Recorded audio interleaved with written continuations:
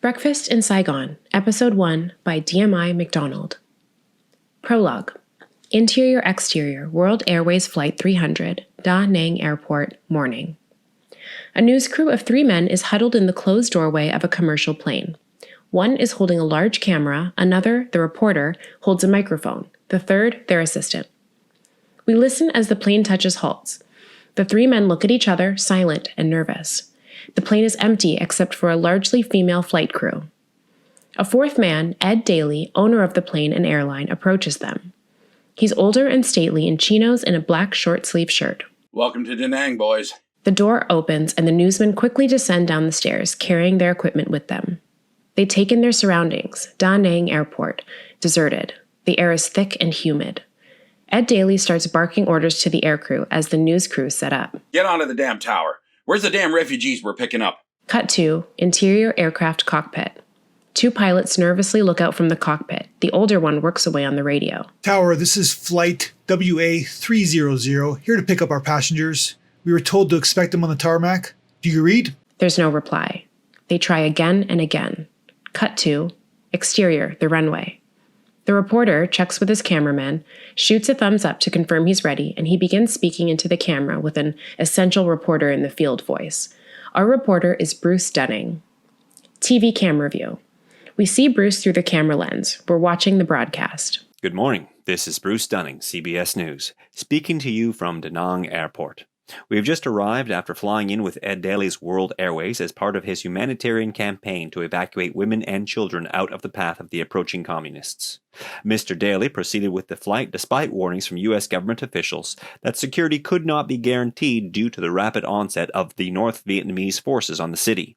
We ourselves were warned that South Vietnamese forces have largely abandoned the city, and those that remain... Bruce stops his address, looking irritably into the camera. What? He looks behind him. What the hell? Cut to the runway. Now out of the TV camera view, a surreal sight pushes forward in the distance. Mopeds and motorbikes are rapidly approaching. Some of them with lone riders, others have entire families perched upon them. They are riding over the grass towards the newsmen, towards the plane. In the opposite direction, towards the ramshackle terminal in the distance, a pouring tide of humans consume the runway. Women, children, and South Vietnamese soldiers.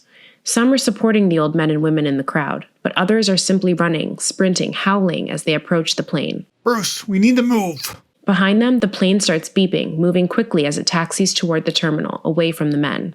Get back on the plane! The assistant has wandered a little too far down the runway, surveying the scene. Jimmy, get back here, right now! Seeing his team start to run back to the plane, he follows suit. From another direction, army jeeps are rushing at the rear of the plane. They drive past the news assistant, and soon they're just yards from the plane.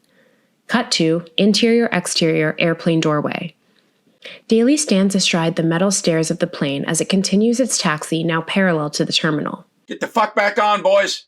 Daly hauls the newsmen aboard as they run alongside, then onto the ladder. The runway. Some of the motorbikes are within 50 yards of the plane, and the crowd behind them is surging forward. The army jeeps now lie abandoned as the men inside run, rifles in hand, directly towards the plane. They are South Vietnamese, ARVN, troopers. As they approach the stairs, Daly yells furiously at them. This plane is for women and children, you goddamn cowards! The men yell back in Vietnamese, and the first one boards the stairs. Behind, some of the men toss their rifles. Jimmy, the assistant, still hanging in there, is falling close behind. Cut to the airplane door. Get the fuck back, you slimy gooks! As the men clamber up the stairs, Daly blocks their path and continues yelling.